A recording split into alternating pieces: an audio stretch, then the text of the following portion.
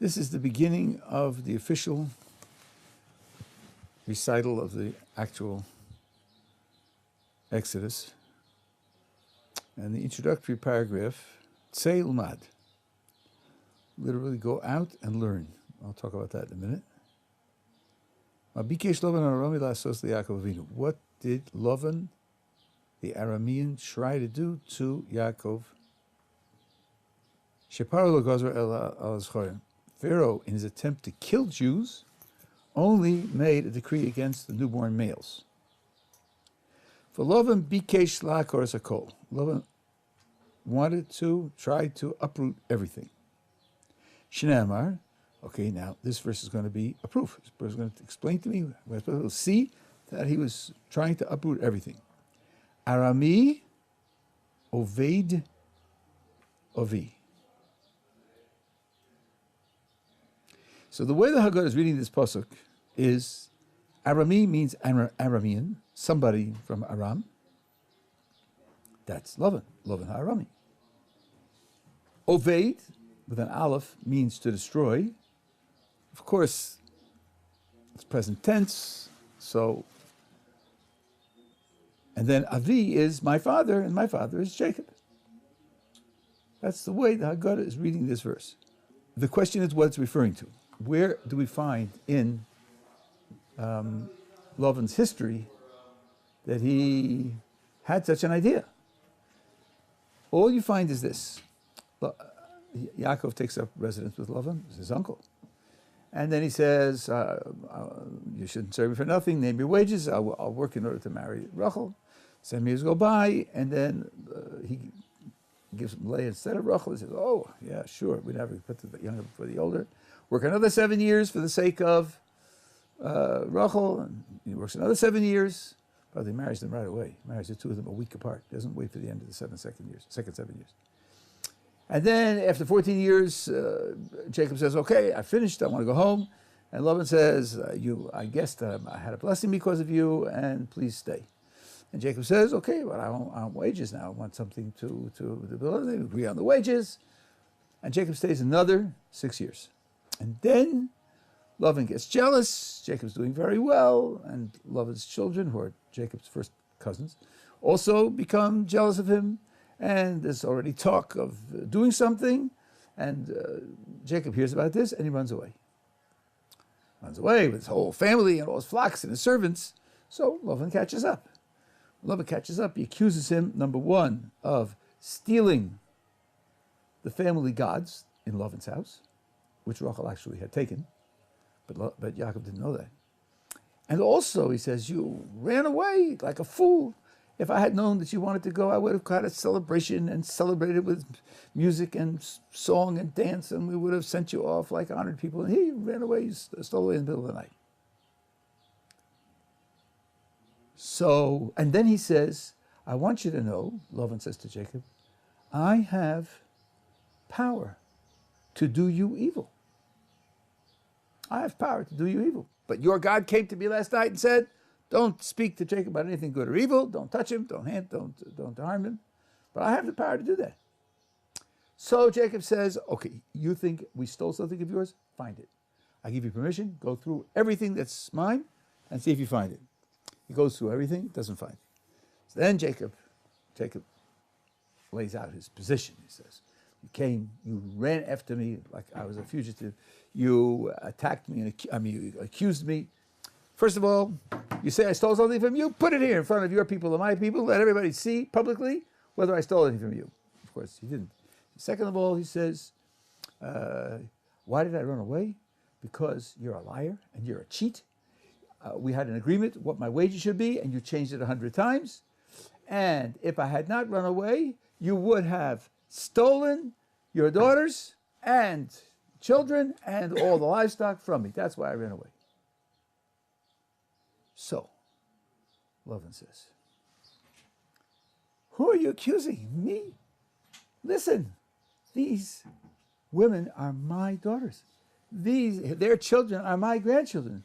Surely I wouldn't do them any harm.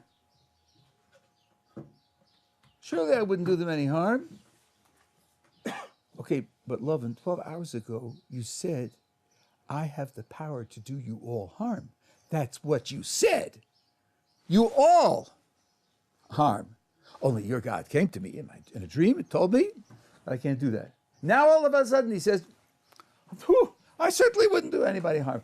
For, he says, the daughters are my daughters. The children are my children. The flocks are my flocks. Who's speaking now? The daughters are my daughters. The children are my children. The flocks are my flocks. Lavan is telling him straight to his face, it's all mine. It's all mine. None of it belongs to you. Now, those words are pretty brutal on the surface. The underlying message is this. You came to my sphere of influence, came to my town, my culture. A different set of values, different set of priorities. You have your weird ideas. Okay, I can't change you, but the future belongs to me because your wives are my daughters. Your children are my grandchildren. They're growing up in my village, in my sphere. You'll die, and your ideals will die with you, and the rest will remain with me. Now what, you're running away? My plan was that you will live with your weird ideas and die and be out of the picture, and all the rest will belong to me. That's where it says that he wanted to uproot everything. He wanted to kill them. He didn't want to kill them. He wanted to destroy the Jewish project. That was his goal. Now, that's what's behind Arami Oved Avi. Now let's go back to the beginning of the paragraph. What does the Torah, the Haggadah say? Say, ulmad, go out and learn. If you know a little bit about Jewish sources, those words stick out as very unique. In the Talmud, when someone invites someone to a discussion, what words does he use? He uses the words Tor, Shma. Tor means come, Shma means hear. Come and hear. That's the invitation in the Talmud. The invitation in the Haggadah is go out, not come, go out and learn. You have to think, what's the difference between the two invitations? And I want you to know that in the Yerushalmi and in the Zohar, the invitation is come and see. Tor chazi or tor chami. So these are three different invitations. Come and hear, come and see, and go out. Not come at all, but go out and learn.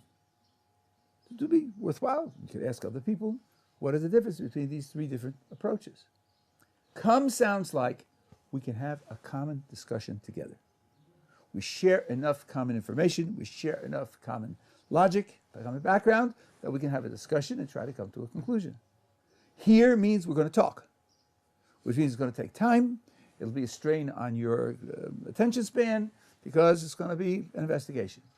Come and see sounds like something's more open, more observable, more obvious, like a picture. You see the picture all at once. You might have to think about it, but you see the whole thing all at once. That's the Yerushalmi and the Zohar. Go out sounds like you're in danger of making a mistake here. You have background, you have certain assumptions, and if you rely on them, you're going to make a mistake. Be careful. Step out of your natural background assumptions because what's going to be required of you here is something that's not ordinary. Understanding the truth here is not ordinary. Go out and learn. Where is it not ordinary? First of all, the verse that's quoted here doesn't have to be read the way the Haggadah reads it. Arami Oved Avi, we read, an Aramean, destroy my father. But it could be read another way. Oved can mean wander. And it can mean my father was a wandering Aramean. After all, Yaakov was in Aram also. And he left Eretz Israel and went and spent time over there. So it could have nothing to do with Lavan. Lavan's name doesn't appear in this verse. And some of the Mefarshim take it that way. My father wandered in Aram, meaning Jacob, number one. And number two, the story that I told you is a story of inference. It's not on the surface of the passage where Lavan's life and his interaction with Jacob is discussed. It's by inference and by analysis. So the Haggadah is telling you here, be careful. Be careful. Don't rely on your natural assumptions, because the Haggadah here is hinting at something. The verse here is hinting at something which is a message that's very important, but needs to be analyzed carefully. Yeah. Couldn't go out and learn. I mean, what I kind of understood from there was this paragraph right here is we're starting to talk about Exodus of Egypt. It's just beginning, and then the whole time until that purpose of us to go out and learn from Egypt, the different parts of the world, we were inside listening. When I say we, I don't mean me. I mean like our forefathers. With Abraham, it's like they were in the tent learning. And then, like, when we were going out, they were listening. Now, when we're going out to the rest of the world, go out and learn. Because you can't just only have interior learning. You gotta go out and understand the world around you too. Well, I'm not going to comment on the thought that you're expressing. I think the thought has some merit, but the text isn't going to bear that. This is an invitation to studying the Torah. Indeed, it's an invitation to inside learning. It says, what did Lavan want to do? And then it quotes a verse and says, the verse tells me what he wanted to do. That's not going out and learning from the world around you. On the contrary, it's an invitation to study the Torah. The whole next section is going to be quoting verses and analyzing them. So there's nothing here indicating that you're going to learn from the stock market or from sports or from traveling to India and so on and so on. That's not the indication here. Maybe there's some merit in that, but that's not what this text is talking about. Okay, now what happens now is a very interesting structure. In the book of Deuteronomy, in Dvorim, the Torah talks about a farmer who brings his first fruits to the temple, which is a mitzvah. He has to do that. When he comes, there's a certain text that he is supposed to recite. That text is composed of 4 verses, which give a very brief synopsis of the fact that we were in Egypt, and God took us out, He gave us the land, and I'm a farmer, and here are my first fruits. 4 verses. What the Haggadah does is to take those 4 verses, break them down into their smallest phrases, their smallest elements, and then clarify each one by citing some material from the book of Exodus, which is relevant to that subject that the verse in Deuteronomy is talking about.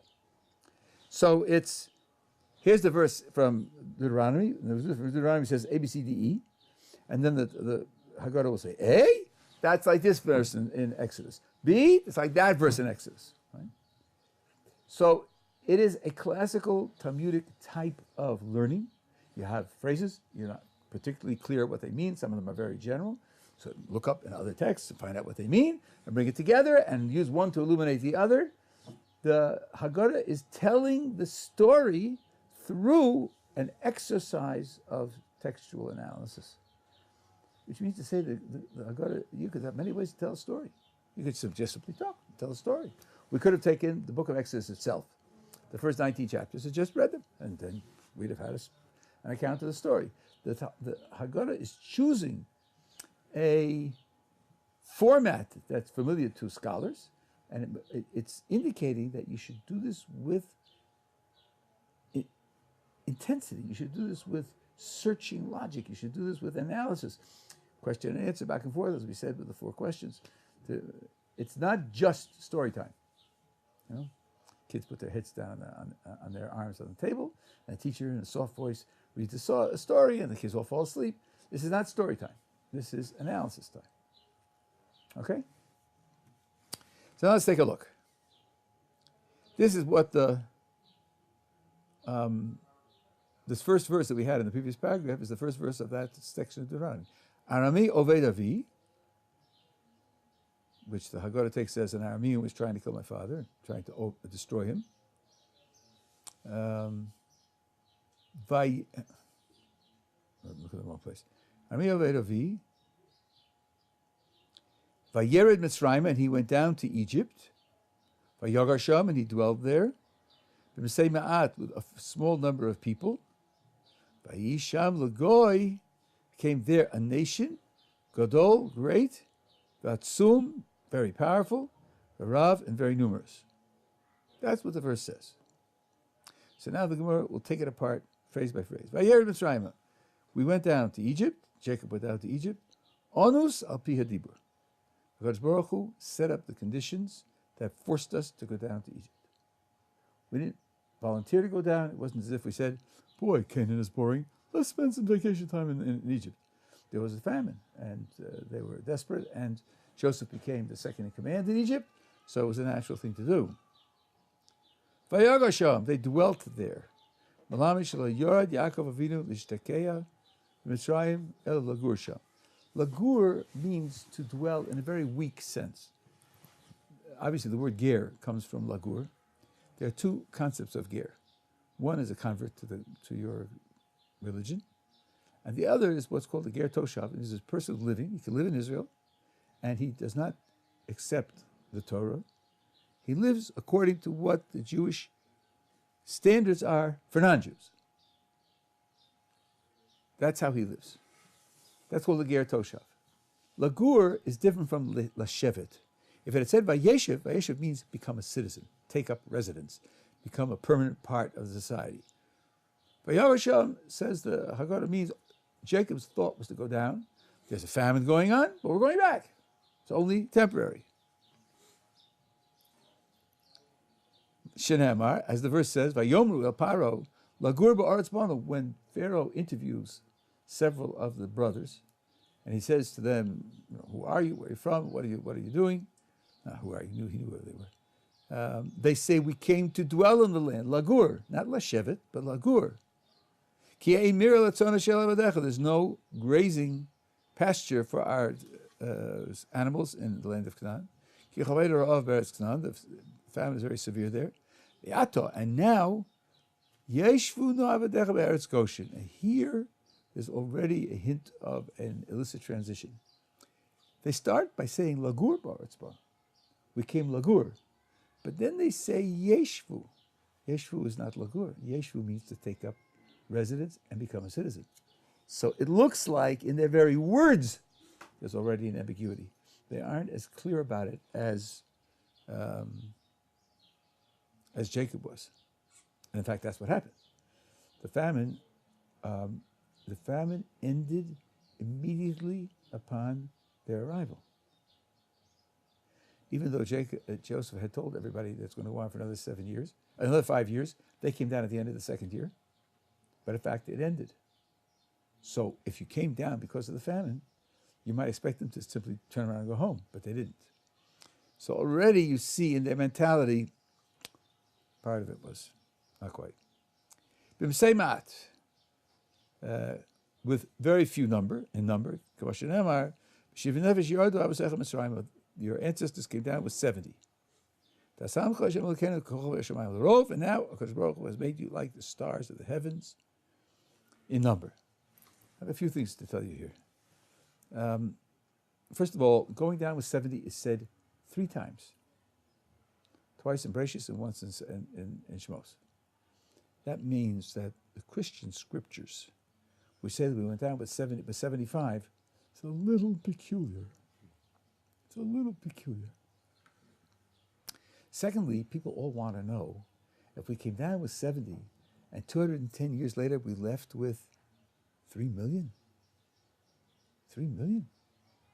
Isn't that odd? How many years? 210 years.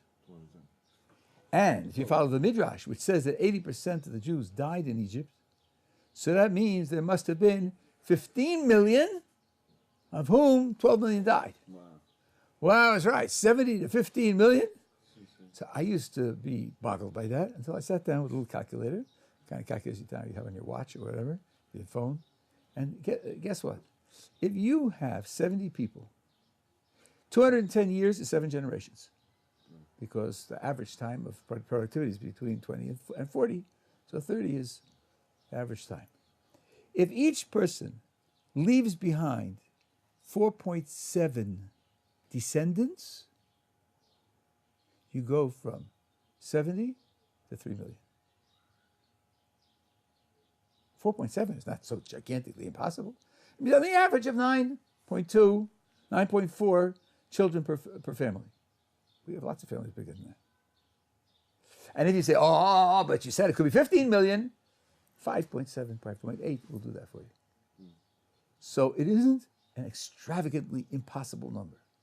It also means that the Midrash that says that they gave birth to 6 at a time is not coming to answer an impossible mathematical situation. It's true.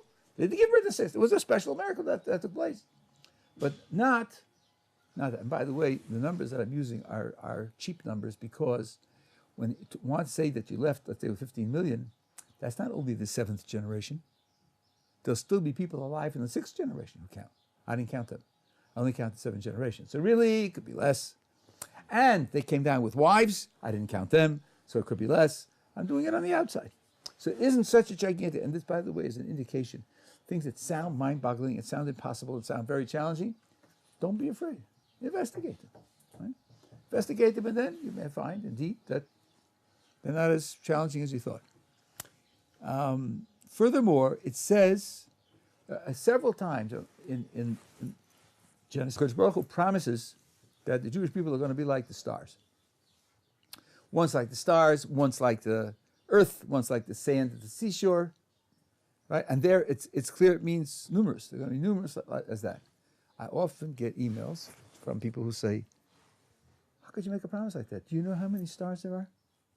The current estimate is 10 to the 22 or 23, though now I've seen recently that it's gone down for some reason or other. Maybe only 10 to the 20. 10 to the 20 is a 1 with 20 zeros. Jewish people, there isn't room for 1 with 20 zeros people in the galaxy. It's just not big enough. So isn't that an impossible prediction? Isn't that an impossible promise? How can God promise that to the patriarchs? The answer, and I'm going to prove it to you, the answer is that when the Torah says as many as the stars in the heavens, it's not referring to the stars as counted by modern astronomy. And the proof of it is that Moses says to the people then, 3,300 years ago, that you are like the stars of the heavens. And Solomon says the same thing when he builds the temple. They all come up, and he says, there's numerous stars in the heavens. So whatever it is saying, it's not beholden to astronomy as it develops. Either it means that the stars are impossible to count. I think they estimate in our times that naked eye can see 30,000 stars. Okay, our skies are polluted, so it could be that they could have seen more, 100,000 stars, maybe, whoever knows. But we can't count them.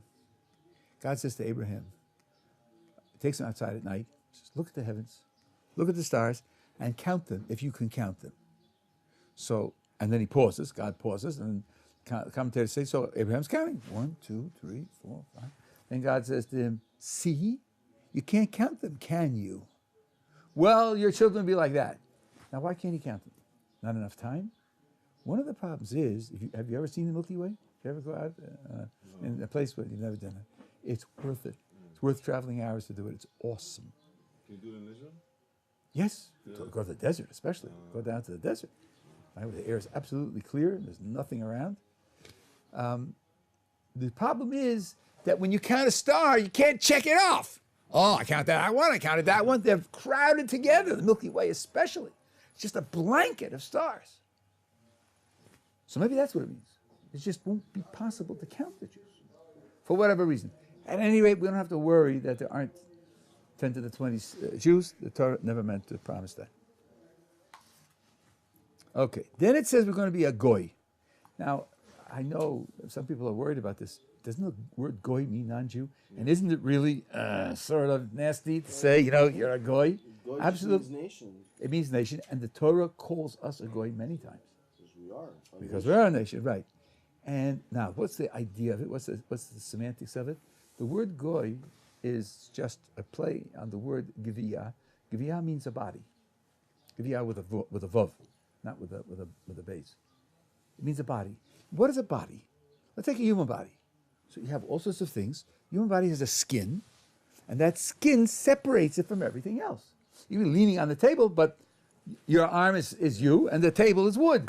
And there's a boundary which says, no, that's where you end, and that's where the table starts. Right? So a geviyah is something which has its own integrity, its own definition, its own space, set apart from other things. You have a mixed population of people. It might be that your people doesn't set itself apart that way. Certainly today in the United States, you couldn't say that those whose ancestors came from Italy, and those whose ancestors came from Ireland, and those whose ancestors came from Greece, make up separate bodies in the United States today. There's a melting pot, and the vast majority of the children and grandchildren become Americans. With some flavor, but you can't say that they are set apart and noticeable and distinguished the way a body is, or a table is, or a chair is. Each one of those things stands apart. So what we're being told here is that part of the development of the Jewish people in Egypt was to become something that stands apart. Not just multiplying. They stood apart when they came at the beginning, but they were a family. They're just a family. They spoke another language, have a different profession. As you are there, it's natural to become assimilated. No, they stood apart. That's the idea of Goy. Gadol Atzum, great and powerful. As it says, now here,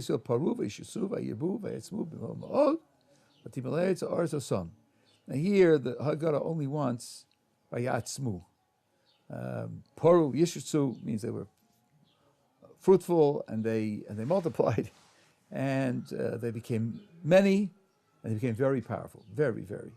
And they filled the land. The land was filled with them. Now, Varav,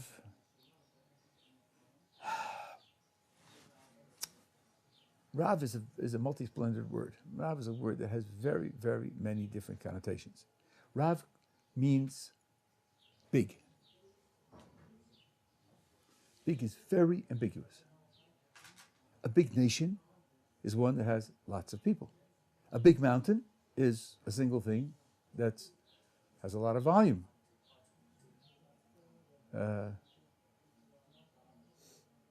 Big body of water. Big, in more general terms, can mean an adult. You become mature. When you get bigger, when you'll be big, these things will happen. So since the text already indicated that they were numerous, the Haggadah says when it says Varav, it's not going to be numbers anymore. And it quotes a verse from Ezekiel, a very famous verse. Revavo ketzemach hasadeh misatich. Yechiel is talking about a woman and addressing her. And he says, as much as the grass or the growth of the field, God set you. Vatirbi, again, Rav, you became much. Vatigdali, and you became big, great. Vatavoi, Badayadaim, you achieved a certain level of development. Shadayim nochonu, your breasts were formed. Sarech tzimeach, your hair was grown. Ve'at erom ve'erya, and you were utterly naked. You're utterly naked. This is a very arresting image. You're talking about a young woman who has physically developed. She's just come to the point of physical development, and she's totally naked. This is the symbol that he's using for the Jewish people. It's describing the Jewish people in Egypt. We reached a certain size, we reached a certain strength, but we had no mitzvahs. Not only did we have no mitzvahs, but many of the Jews were idol worshippers. The clothes that they didn't have were spiritual clothes. And that's what the picture of this naked woman is supposed to express. The idea of being in an utterly without human dignity. You are presenting yourself in the world as an animal does when you're a human being. And you're a developed human being. That means there's something essential missing from you. You're just not functioning the way a human being functions. You too became great in number and powerful, but you're not functioning the way a nation functions. A nation functions with an identity, with a culture, with a set of values, with a picture of the world. You didn't have that. You didn't have that because you didn't have the mitzvahs. You didn't have the Torah. That was your condition in Egypt. That's So the word Rav here becomes a two-edged sword. Yes, there's a certain development, a certain maturity, but the way the Haggadah explains it, it's also a hint to this verse in Ezekiel, which uses the word Rav twice. It's a hint to an utterly immature personal development as opposed to physical development. That's that verse. Next verse. Vayareu osonu hamitzrim vayanunu. As we're going to, well, okay, I'll explain it now. Vayareu. The word vayareu comes from the word ra, which means evil. And it can be explained two ways, and the commentators are split. One is to say they did us evil, which they obviously did. The other is to say they made us evil. Not they did evil to us, but they made us evil. And the deeper commentators say that the one depends upon the other. No nation has the power to injure us unless we make ourselves vulnerable. If we were doing what Hakadosh Baruch Hu wanted from us well enough, no nation could touch us. No nation could touch us. But when we fail, then they have access to us. So the Egyptians first caused us to fail, They set up conditions under which we failed, and then, once they did that, they could injure us. Then it says, Vayanunu. We talk about lechem oni, we talk about inui. Almost universally, the translation is to afflict. What does it say here? Well, it says they made us suffer. The word doesn't really mean that. The word really means they impoverished us. An oni is a poor person. It means they deprived us of the normal range of goods and acts and opportunities that people usually enjoy. Will you be suffering when that happens? It depends on who you are. Depends on what kind of person you are. There are people who make themselves poor voluntarily. They don't do it in order to hurt themselves. Indeed, they can be very happy people. There's a movement of people, it's very small, but in the United States, who go out to live in the forest, and they don't use electricity, and they create everything with their own non-power tools and all the rest. They don't live high off the hog, but they're happy. They don't need it. They don't want it. So this is really a neutral word. They did evil to us, and they impoverished us by depriving us of the normal range of inputs.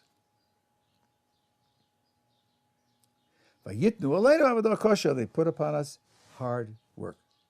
Now the Haggadah takes apart each phrase. The Egyptians made us evil and did evil to us.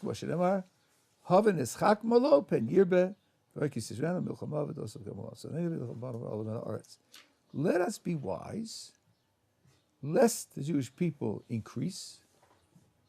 And if there'll be a war, they'll join our enemies, and they will make war against us, and they'll leave the land. Now, this is a very challenging verse. This verse does not wear its meaning on its surface. First of all, the verse ends with a thing that the Egyptians are worried about. The Jews will leave the land. Why do you think they would leave the land?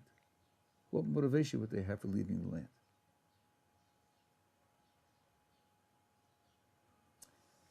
It's not because they're slaves. They aren't slaves yet.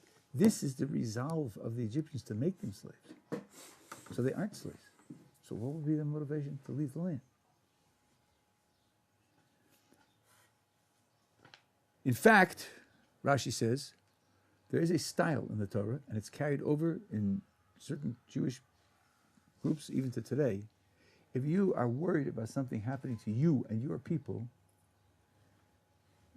and you want to discuss it, you don't say the words, we're going to have a disaster. Even as hypothetical, you don't say those words. And one way you could say it is, they'll have a disaster. Of course, in context, what you mean is you're talking about yourself, but you don't say it that way. Here, the Egyptians, why is it not practical? Because what are they worried about? There's going to be a war, and the Jews will fight on behalf of our enemies, and they'll win the war, and then, what do you think the Jews are going to do? If they're really going to fight on behalf of the enemies, what are they going to do? They're going to take over. That's what they're going to do. They're not going to leave. Why would they leave? Remember, at this point in time, they're not slaves. If they want to leave, they can leave. Just go.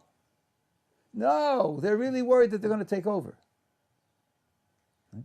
If we suddenly declared that we weren't going to control the Palestinians anymore, right? What do you think they would do? All go to Saudi Arabia? No, they would take over and kick us out. That's what they would do. That's what they want. So the read on the surface, the worry of the Egyptians is just not reasonable. So what they say is, maybe they'll join our enemies and there'll be a war. And of course, there'll be a war, they'll take over and they'll kick us out. But they don't say that. But anyway, this was the resolve to start the oppression against the Jews.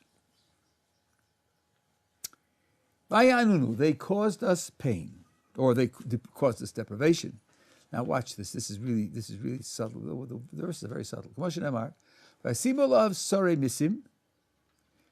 The Egyptians put officials of taxes on the Jewish people in order to punish them, impoverish them with their burdens. Was the motivation of the Egyptians to give free labor? Absolutely not. When you have a group, it's like when you have a group of people that you feel like they're going to take over, then you just sort of separate them, keep them busy so they can't. Keep them busy, keep them suffering, keep them downtrodden, so they don't have any courage, they don't have any sense of their own importance. It's a psychological ploy to destroy their character. That's why it says the Egyptians put tax collectors on the Jews in order to impoverish them, punish them with their burdens, not in order to get free labor out of them. This is the basis of the midrashim that say, for example, one of the things the Egyptians did, they employed industrial psychologists. They made men do women's work and women do men's work. Because then not only are they working a backbreaking day, but they have no sense of satisfaction. At least they did a good job. No, he did a clumsy job. He did an inefficient job. This, by the way, there's a wonderful book which I recommend to you called To Vanquish the Dragon, about the experiences of a certain group of Beis Yaakov girls in the Second World War, their heroism, which is just phenomenal. And one was an expert seamstress, so they put her to work sewing uniforms for the German army. And there was a certain quota. And of course, you had to work 7 days a week. Certain quota that you had to turn out. She was so good that when they weren't looking, she sewed extra clothes and hid them. And her work was top quality. When it came to Shabbos, she pretended to be working. She didn't really work. And when she was asked to turn in her quota, she turned in the clothes that she had made the previous 6 days and hidden them. So she ended up not working on Shabbos. Okay? Now you read this, and there's clearly a point of pride. I'm so good at it. I did it faster than everybody else, high quality, and I was able to keep Shabbos, right? The Egyptians were smarter than the Germans. The Egyptians said, I don't want them to have even the pride in the workmanship. Let a woman do a man's work and a man do a woman's work. So at the end of the day, they felt they did a clumsy job that they can't even take pride in the job that they did. The whole point of it was to break them. Then it says, this here is crucial, I get this all the time. They built storage cities for Pharaoh, and the names of the two of them are given there. Right? I don't know how many emails I have received which say, gee, archaeology shows that the Jews did not build the pyramids, so therefore the Torah has to be wrong. But excuse me, storage cities are not pyramids. Pyramids were the burial places of the upper class. They're not storage cities. So, and the Torah says storage cities. Arei Miskanos. Torah doesn't say anything about the pyramids. Doesn't say anything about it. Never said that we built the pyramids. So it's one of the many cases where people raise an objection based on not reading what the Torah says carefully. Vayitnu aleinu avodah kosher. They put upon us hard work. They caused us to work before. Forech can mean oppression, difficulty. It can mean that. I'll see here a number of different ideas hinted at. I'll tell you one today. What's today, Thursday? Okay, I'll tell you. There's a very deep one that's explained by Tosfos. I'll do that on Sunday, Yos Hashem. They want to break up the word forech into two words, peh, rach. Perach means with a soft mouth. How did they get the Jews into being slaves? How did they do that? The Midrash explains as follows.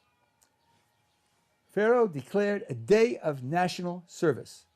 There was an American president who said, ask not what your country shall do for you, ask what you can do for your country, right? John Kennedy. Pharaoh declared a day of national service. Everybody, all the Egyptians, all the other nations that were there, there's a big empire, everybody's going to do a day of service for the empire, okay? And the Jews joined in, like everybody else, except for the Levim. The Levim didn't join. And Pharaoh and his henchmen kept track of how much was produced. And then he said to the Jews, so that's your productive capacity. You're staying on. You're staying on. We need your service on a continuous basis. The others were released. So the Levites, smelling a rat, said, we're not participating. And that's how the Levites didn't get in. That's the perach, the soft mouth. Make a proposal, everybody's equal, everybody will join in and volunteer to do something for the empire. And then they were caught by it.